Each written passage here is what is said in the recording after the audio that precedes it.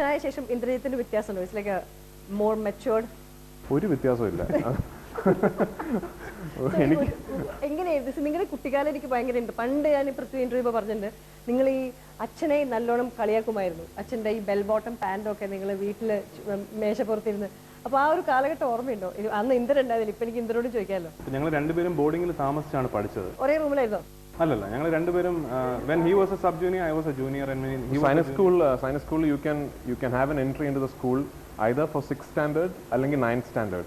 അപ്പോൾ for us it turned out that ഞാൻ 5ാം class കഴിഞ്ഞപ്പോൾ ചേട്ടൻ 8th standard കഴിഞ്ഞ് നിൽക്കുകയായിരുന്നു. So I could write the entrance for the 6th grade and he could write the entrance for the 9th grade at the same year. അഭിനയം ആദ്യമായിട്ട് ഞാൻ തുടങ്ങിയത് സൈനിക് സ്കൂളിലാണെന്ന് വേണമെങ്കിൽ പറയേണ്ടി വരും. സീരിയസ് ആയിട്ടുള്ള ആക്ടിങ്. ബിക്കോസ് ആദ്യമായിട്ട് ഒരു 1.5 hour പ്ലേ ഞാൻ അഭിനയിച്ചത് സൈനിക് സ്കൂളിലാണ്. ഓർമ്മയുണ്ടോ ആ play? It was Shakespeare's Julius Caesar and he played Mark Antony. അന്ന് എനിക്ക് ഐ സ്റ്റിൽ റിമെമ്പർ. കാരണം അച്ഛൻ്റെ അടുത്ത് അന്ന് വരെ നിർമ്മിച്ചു. അന്ന് ഞാൻ അച്ഛൻ്റെ അടുത്ത് ഞാൻ ഇപ്രാവശ്യം അച്ഛൻ കാണാൻ വരണം, ഇങ്ങനെ ആദ്യമായിട്ട് ഞാനൊരു 1.5 hour പ്ലേ, ഒരു സീരിയസ് പ്ലേ ഞാൻ ചെയ്യുന്നുണ്ട്. അപ്പോൾ അച്ഛൻ ഒന്ന് കാണാൻ വന്നു and he appreciated me a lot and even he told അമ്മ അബൌട്ട് ഇറ്റ്. അമ്മ പിന്നീട് എൻ്റെ അടുത്ത് പറഞ്ഞിരുന്നു. So that's one good thing. Because basic ഇതിൻ്റെ ഒരു എന്താ പറയുന്നത്, ഒരു നഴ്സറി പാഠം തുടങ്ങിയത് സ്കൂൾ ടൈമിൽ നിന്നാണ്. And definitely my school has helped me a lot in developing various skills. For singing, both of us sing also. Singing ഞങ്ങൾ സ്കൂളിൽ വെച്ചാണ് ഞങ്ങൾ ഏറ്റെടുത്തത്. രാജു സബ് ജൂനിയർ വിഭാഗത്തിൽ ലൈറ്റ് മ്യൂസിക്കിന് പാർട്ടിസിപ്പേറ്റ് ചെയ്യുമ്പോൾ ഞാൻ ജൂനിയർ വിഭാഗത്തിൽ ഉണ്ടായിരുന്നു. ഞങ്ങൾക്ക് രണ്ടുപേർക്കും ഫസ്റ്റ് കിട്ടിയിട്ടുണ്ട് ഒരേ ഇയറിൽ. It's a proud time for your father and mother അല്ലേ, രണ്ട് മക്കളും ഇങ്ങനെ. ആൻഡ് ഈ ഒരു schooling is a best time. ഇപ്പോൾ നിങ്ങൾ ഈ കാണിക്കുന്നതിനേക്കാൾ ഏറ്റവും memories will be from the school, right? അപ്പോൾ you get time to meet up with your school alumni friends and share your moments. എല്ലാ ജൂൺ മാസവും സൈനിക് സ്കൂൾ ഒരു ഓൾഡ് ബോയ്സ് ഡേ ഉണ്ട് നമുക്ക്, where most of our alumni manage to come back and meet each other. Unfortunately I have not been able to make it for any of the old boy days. He is gone I think for every one of the old boy associations. എനിക്ക് last ഒരു വർഷം മാത്രം എനിക്ക് പോകാൻ പറ്റിയില്ല. അല്ലാതെയുള്ള ഇപ്പോൾ ഞാൻ പാസ് ഔട്ട് ആയത് 1997 12th സ്റ്റാൻഡേർഡ് കഴിഞ്ഞത്. അത് കഴിഞ്ഞിട്ടുള്ള ഈ 13 yearsൽ മേ ബി ഒരു 1 or 2 ഓൾഡ് ബോയ്സ് മീറ്റിന് എനിക്ക് പോകാൻ പറ്റിയിട്ടില്ല. അല്ലാതെ എല്ലാത്തിനും ഞാൻ പോരുന്നത് ഫ്രണ്ട്സ് ആയിട്ട്. I M almost in touch with 99% of my friends in school. എൻ്റെ ഏറ്റവും ബെസ്റ്റ് ഫ്രണ്ട്സ് എന്ന് പറയുന്നത് അവർ തന്നെയാണ്. ഏറ്റവും നല്ല ക്രിട്ടിക്സും അവർ തന്നെയാണ്. What is your fighting? Usually 2 boys in the home will be അമ്മയ്ക്ക് നല്ലതായിരിക്കും. എന്തായിരിക്കും നിങ്ങൾ എപ്പോഴും ഒരു ഫൈറ്റിംഗ്? ഞങ്ങൾ മേജറായിട്ട് ഫൈറ്റ് ചെയ്യുന്നതൊക്കെ ക്രിക്കറ്റ് കളിക്കുമ്പോഴും ഫുട്ബോൾ കളിക്കുമ്പോഴൊക്കെയാണ്. ഔട്ട് ആകുമ്പോൾ ഔട്ടായില്ല എന്ന് ഞങ്ങൾ പറയാറുണ്ട്. ഗോൾ അടിക്കുമ്പോൾ ഗോൾ അടിച്ചിട്ടില്ല എന്ന് പറയും. അങ്ങനെയുള്ള വഴക്കുകൾ മാത്രമേ ഉണ്ടാവൂ. ഇപ്പൊ ഈ പ്രായത്തിൽ have you ever get into this Not really. Since we don't get to meet up that much. കണ്ട സമയത്ത് നിങ്ങൾ എൻജോയ് ചെയ്യും. ഞങ്ങൾ വഴക്കൂടാറില്ല. At this junction നിങ്ങൾ ഇത്രയും സിനിമകൾ ചെയ്തിട്ടുണ്ട്. എങ്ങനെ നിങ്ങൾ ഈ ഫെയിലിയേഴ്സ് എങ്ങനെ ഏറ്റെടുക്കാറ്? ബോത്ത് ഓഫ് യു, നിങ്ങൾ പടങ്ങൾ വിജയിച്ചിട്ടുണ്ട്, നിങ്ങൾ പടങ്ങൾ പരാജയപ്പെട്ടിട്ടുണ്ട്. ഞാൻ നേരത്തെ പറഞ്ഞില്ലേ, see ups and downs are part of this career and uncertainty is along with you when you travel. So അപ്പോൾ വിജയങ്ങൾ അതിൻ്റെതായ ഒരു രീതിയിലും പരാജയങ്ങൾ അതിൻ്റെതായ രീതിയിലും എടുക്കാൻ എല്ലാ സിനിമയിൽ വർക്ക് ചെയ്യുന്ന എല്ലാവരും തയ്യാറായിരിക്കണം.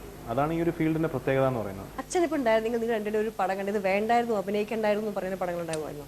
അച്ഛൻ്റെ അല്ല, അച്ഛൻ ഉണ്ടാവും ഇപ്പൊ ഉണ്ടായിരുന്നെങ്കിൽ നിങ്ങളോട് പറയുമായിരുന്നു ഈ പടം വേണ്ടായിരുന്നു എന്ന് പറയുന്നത്. You actually expect us to name that film? Yeah. No. It's not going to happen. And what about like when I talked about with the failures, how do you act? ഒരു പടം നിങ്ങൾ വളരെ എക്സ്പെക്ടേഷനിൽ ഇത്രയും ആൾക്കാരെ ബുദ്ധിമുട്ടാണ് ചെയ്യുന്നത് and then it doesn't work among the audience. How does that Friday evening take you? Yeah, see, I don't know if this is personal, പക്ഷേ എനിക്ക് വ്യക്തിപരമായിട്ട് I handle a failure in the exact same way as I handle a success. കാരണം why I say so is, ഒരു cinema വിജയിക്കുമ്പോൾ it is very easy for you to be comfortable and refuse to let go of that film. ഒരു cinema ഒരു വളരെ വലിയ വിജയമായാൽ പിന്നെ അതിൻ്റെ ഒരു വിജയത്തിൻ്റെ ഒരു ഓറയിൽ ഇങ്ങനെ നിന്നിട്ട് വേറെ ഒന്നിലും ചിന്തിക്കാതെ it's a most comfortable thing an actor can do. പക്ഷേ it's up to us to make sure that you forget that and then move on to the next film and tell yourself that just because the last film was a big hit, അടുത്ത സിനിമയിലേക്ക് അത് യാതൊരു ഗുണവും ചെയ്യാൻ പോകുന്നില്ല. It's again from a blank page you have to start. As young as the next Friday. Yeah, in the same way ഒരു cinema പരാജയപ്പെടുമ്പോൾ it is very easy to wallow in the depths of misery. ഒരു cinema പരാജയപ്പെട്ടു because വലിയ effort ആയിരിക്കും. പക്ഷേ it's very important again to forget that. How long will take it അതൊന്ന് മറക്കാൻ? Personally, ഞാനൊരു സിനിമയുടെ ഷൂട്ടിങ്ങും അതിന്റെ പ്രൊമോഷൻ വർക്കും കഴിഞ്ഞാൽ then I detach myself from the film. It's a good thought. താങ്കൾ അങ്ങനെയാണോ? Maybe I'll take a little more time. That's the difference between your സ്വഭാവം അങ്ങനെയാണ്. അതെ, definitely. He's a much more emotionally mature guy than I am. What do you think emotionally mature means? Emotionally sensitive guy, if you could say. Yeah, actually. Right. And what about you? You were very see I don't call you the word brash, but you speak your mind, right? And that's one good thing about I have seen in you. You speak your mind. I don't know any other way. I mean, I deem it very unfortunate that in society there is another way to live. But this is the only way I know. And എപ്പോഴും തോന്നിയിട്ടുണ്ടോ ഇന്ദ്രനെ പൃഥ്വി ഇത് പറയേണ്ടതില്ല ഈ സംഭവം ഇവിടെ? ഇല്ല, എനിക്കങ്ങനെ തോന്നിയിട്ടില്ല. I haven't felt like that. Actually, a lot of people keep telling me also. See, why should a person change from what he is? ഒരു ആവശ്യമില്ല, മാറ്റേണ്ട ഒരു കാര്യമില്ല. See, he is what he is. He's been like this right from childhood. I've seen him from childhood. He's been in college and he went alone to Australia. He studied there. He came back and all throughout his life he's been like this. He's spoken what he wanted to. സംസാരിക്കേണ്ട കാര്യം സംസാരിക്കേണ്ട സമയത്ത് സംസാരിക്കും, എന്നാൽ ഒരുപാട് സംസാരിക്കില്ല. വളരെ കുറച്ച് സുഹൃത്തുക്കളുള്ള തൻ്റെതായ ഒരു സർക്കിളിനകത്ത് ജീവിക്കുന്ന ഒരു വ്യക്തിയായിട്ടാണ് ഞാൻ പൃഥ്വിയെ കണ്ടിട്ടുള്ളത്. So he's even now he's like that. So അപ്പോൾ അതുകൊണ്ട് ഇനി ഇങ്ങനല്ല, ഇനി വേറൊരു തരത്തിൽ ജീവിക്കണമെന്ന് പറയേണ്ട കാര്യം നിങ്ങളുടെ ഇടയിൽ ഈ ഒരു എന്തെങ്കിലും കോളേജ് സ്കൂളൊക്കെ പഠിക്കുമ്പോൾ എല്ലാവർക്കും നിക്ക് നെയിം ഉണ്ടാവുമല്ലോ. ഡു ഹാവ് എനിത്തിങ് അങ്ങനത്തെ എന്താ നിക്ക് നെയിംസ് ഉണ്ടായിരുന്നു സ്കൂളിൽ? No, I was very regularly called a tadiyan because I was obese. Really? Yeah, I was very fat. ആലോചിക്കാൻ പറ്റില്ല പൃഥ്വി ഇങ്ങനെ തടിച്ചൊരാളാണ്. ഞാൻ ഭയങ്കര ഒരു തടിയനായിരുന്നു. പിന്നെ സൈനിക് സ്കൂളിൽ പോയിട്ടാണ് then in science school everybody loses weight. I also lost weight. പക്ഷേ of all the students in science school I was still the fat guy. അതായിരുന്നു. എത്ര കാലം വരെ ഉണ്ടായിരുന്നു? Till I left my school. പിന്നെ കോളേജിലൊക്കെ പോയപ്പോൾ സ്വന്തം കുക്കിംഗ് ആയതുകൊണ്ട് വളരെ പെട്ടെന്ന് തടി കുറഞ്ഞു. And what about you? താങ്കൾ തടിയായിരുന്നു? Yeah, both of us സൈനിക് സ്കൂളിലെ സമയത്ത് I was like both of we have rigorous training like every weekend cross country എല്ലാ ദിവസവും രാവിലെ physical training. അച്ഛൻ വേണമെങ്കിൽ ഇവിടെ കൊണ്ടാക്കിണ്ടാവല്ലേ രണ്ടുപേരും? I don't know, അതായിരുന്നു എനിക്കറിയില്ല, പക്ഷേ it was the best thing he did. Absolutely. But usually ഒരു common this next generation. ഇപ്പൊ ഞാൻ പറയുന്ന ഒരുപാട് ആൾക്കാർ എൻ്റെ പ്രൊഫഷണൽ ഭാഗമായിട്ട് മീറ്റ് ചെയ്യാറുണ്ട്. And they all look up to you and this is the kind of fan following you guys have, especially for Prithvi, since you're married, അധികം പെൺപിള്ളേർക്ക് പറയാൻ പറ്റില്ല because already മാരേജും ഫാൻ ഫോളോയിങ്ങും ബന്ധമുണ്ടെന്ന് എനിക്ക് തോന്നുന്നില്ല. അങ്ങനെയാണെങ്കിൽ പാവം ഹൃതിക് റോഷനും ആമിർ ഖാനും ഒക്കെ എന്ത് ചെയ്യും? I'm saying for you, because unmarried is one stage. I remember when I interviewed Surya, ഞാൻ കള്ളം കഴിഞ്ഞാൽ പിന്നെ എൻ്റെ ഫാൻ ഫോളോയിങ്ങേ പോകുന്നു പറഞ്ഞ ആളാണ്, പക്ഷേ I don't think it moved. അപ്പോൾ lot of people outside Kerala, you look up to guys like you and said, oh wow, that is actually a welcome break. അധികം അങ്ങനെ ഈ ഒരു ardent Mammootty fan Mohanlal fans this is ഒരു different genre നിങ്ങൾ ഉണ്ടാക്കിയിട്ടുണ്ട് for Malayali fans. They started watching Malayalam films, going to the theatre. So I think you guys have അങ്ങനെ feel ചെയ്തിട്ടുണ്ടോ you are abroad fans? See, I think it's at least for me as an actor I have been very very lucky. I'm not by a far shot the most talented, I know that, പക്ഷേ I am by far the luckiest.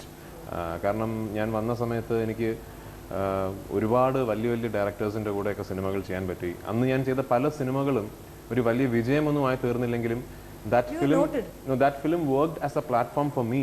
I know those films worked as platforms for me to go to even bigger films. അപ്പോൾ അങ്ങനെ and at 26 I was an actor who was working with Maniratnam.